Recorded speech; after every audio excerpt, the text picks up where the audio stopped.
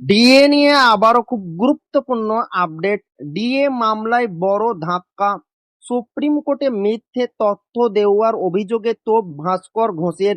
তো ভিডিওটি 1 সেকেন্ডের জন্য স্কিপ করবেন না, পুরোটা দেখবেন। চ্যানেলে নতুন হয়ে থাকলে অবশ্যই চ্যানেলটিকে সাবস্ক্রাইব করবেন এবং আমাদের পাশে থাকবেন। তো ভিডিওটি শুরু করা যাক।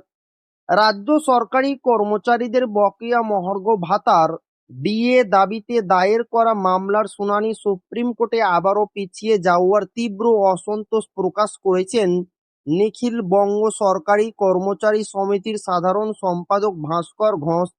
বুধবার শীর্ষ আদালতে এই মামলার শুনানির দিন ধার্য থাকলেও তা কার্যতালিকা থেকে বাদ পড়ায় হতাশ দীর্ঘদিনের আন্দোলনকারীরা।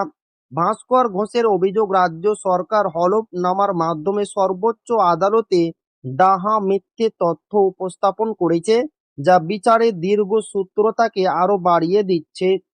দীর্ঘদিন ধরে চলা এই আইনি লড়াইয়ের জেরে রাজ্যের কয়েক লক্ষ সরকারি কর্মচারী তাদের প্রাপ্য আর্থিক পাওনা থেকে বঞ্চিত রয়েছেন।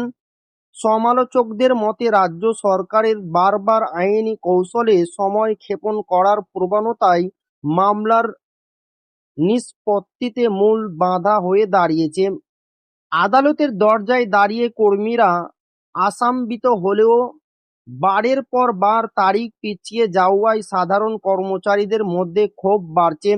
আইনি বিশেষজ্ঞদের একাংশের মতে কেন্দ্রীয় হারে ডিএ প্রদানের বিষয়টি এখন কেবল প্রশাসনিক সিদ্ধান্তের উপরেই নয়, বরং সর্বোচ্চ আদালতের চূড়ান্ত রায়ের অপেক্ষায় ঝুলে রয়েছে। তো এই ছিল ডিএনএ খুব গুরুত্বপূর্ণ আপডেট যা আপনাদের মাঝে শেয়ার করলাম। তো আবারও দেখা হবে ডিএ রিলেটেড খুব গুরুত্বপূর্ণ ভিডিওতে।